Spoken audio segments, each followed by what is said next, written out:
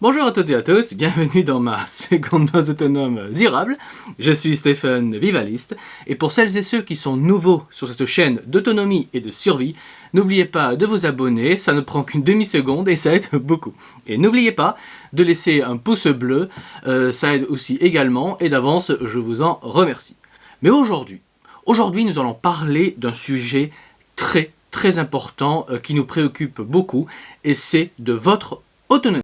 Et plus précisément de votre autonomie vis-à-vis du système bancaire. Donc concrètement, posez-vous la question très simple, qu'est-ce que vous faites si demain vous n'avez plus de compte en banque si le système bancaire tombe? Avez-vous de quoi vous nourrir?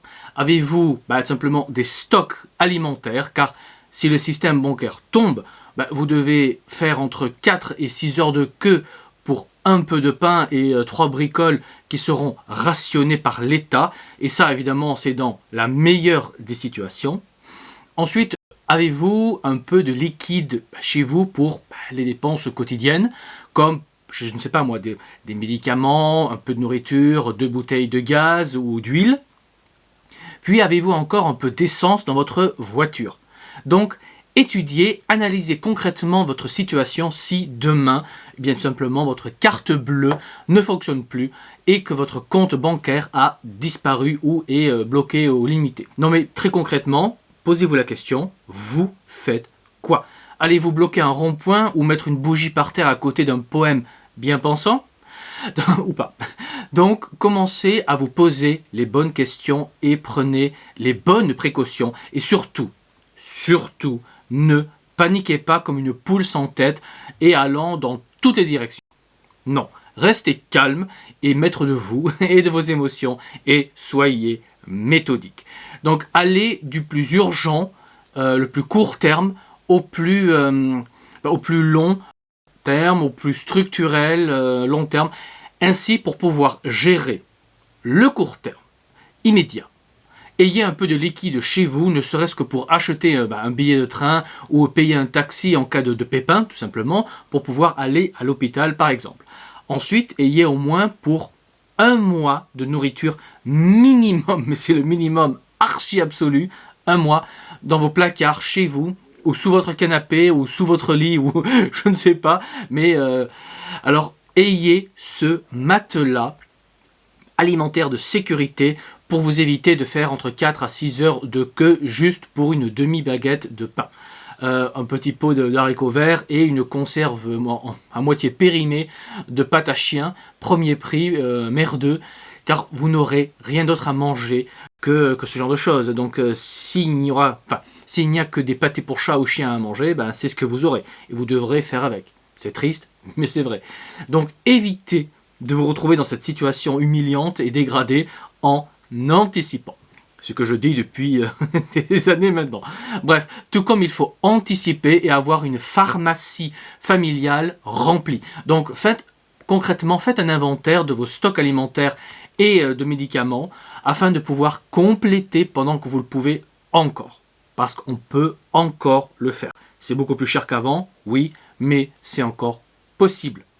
Donc, ensuite, pensez à avoir toujours un réservoir d'essence plein ou au moins toujours à 3/4 plein. Ayez cette discipline. Et à titre personnel, je dois avoir plus...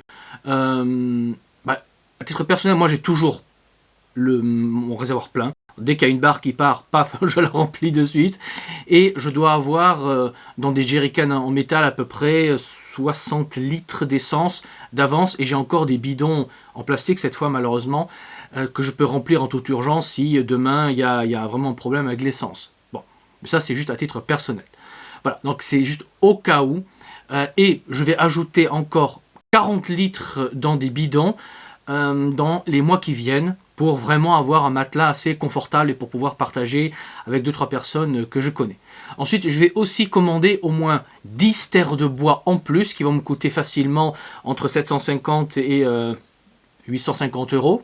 Mais au moins, je veux dire, je m'assure une plus grande capacité de bois de chauffage déjà prêt à l'emploi.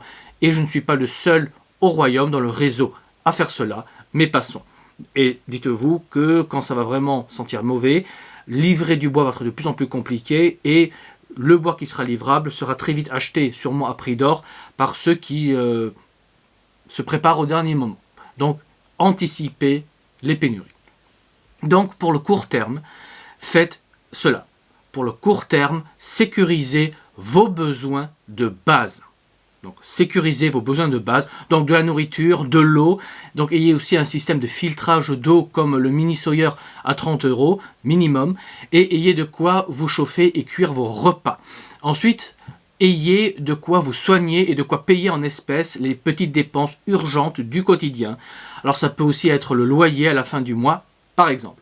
Ensuite, pour le moyen et long terme, ayez des graines pour le potager, développez votre potager et réfléchissez à comment vous rendre le plus autonome possible rapidement, même avec un budget restreint.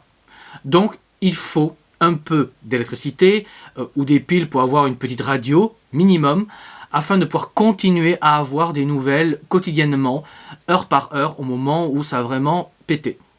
Voilà, c'est très très important. Ensuite, si vous avez plus de moyens, pensez à produire de quoi vous éclairer un peu la nuit. Pensez aussi à comment gérer vos toilettes si demain l'eau est coupée, car vous ne pouvez plus payer vos factures d'eau par exemple, ou il y a une pénurie d'eau, parce que allez regarder ma vidéo sur la sécheresse hivernale que j'ai fait, où clairement plusieurs départements sont en alerte rouge pour tout ce qui est eau, mais ça c'est un autre sujet, je vous renvoie donc à ma vidéo. Bref, donc ayez des petits sacs en plastique, ça ne coûte que quelques euros et vous pourrez disposer ainsi facilement de vos déchets discrètement.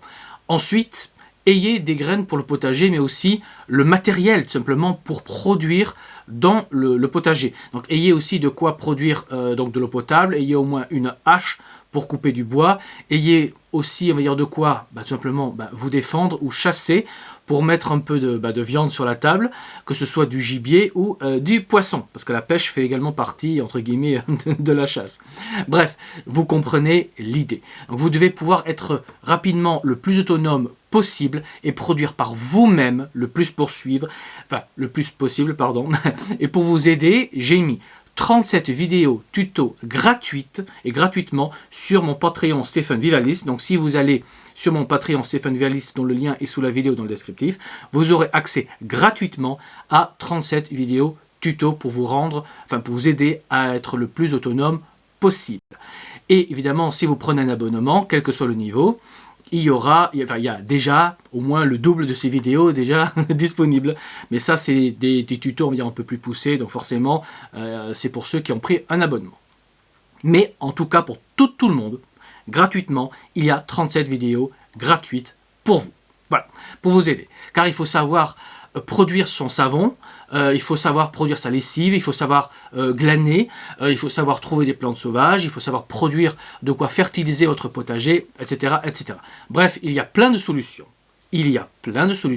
Donc, allez y jeter un coup d'œil, c'est gratuit. Ensuite, pour le long terme, pensez aussi à la vie après le collapse, quand l'État et la police qui vous protègent, que vous aimez la police ou pas, parce que la police vous protège des méchants et des sadiques. Et quand la police aura disparu, malheureusement, eh bien, vous serez seul dans votre coin et vous serez une cible pour tous les psychopathes hyper violents et autres mafias ou autres tarés. Donc, rejoignez un réseau local sérieux qui se prépare au collapse, comme mon réseau par exemple, et comme je vous l'ai dit, à ma connaissance, il n'y a qu'un seul réseau qui se prépare sérieusement au collapse et à la vie après le collapse, et c'est mon réseau du royaume. Et nous, on se prépare non pas seulement à survivre, mais on se prépare aussi à reconstruire après le collapse.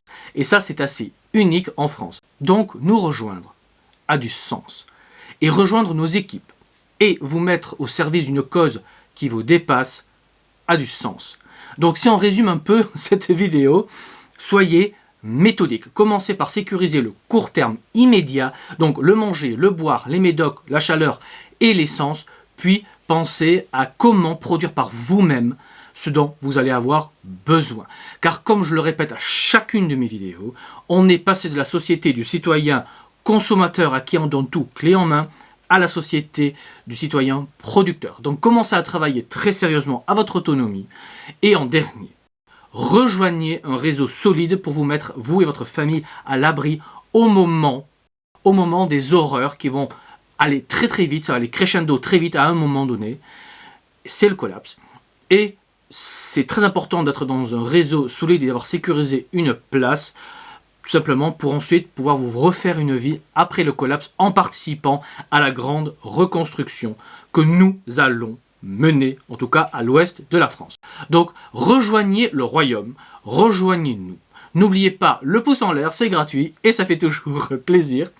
Et je rappelle que si vous avez une maison dans le pays de la Loire, la Sarthe, la Mayenne, la Loire-et-Cher, l'Indre-et-Loire, la Vendée, la Normandie, la Bretagne et le Maine-et-Loire, bref, nous rejoindre est alors gratuit si vous rejoignez nos équipes de travail.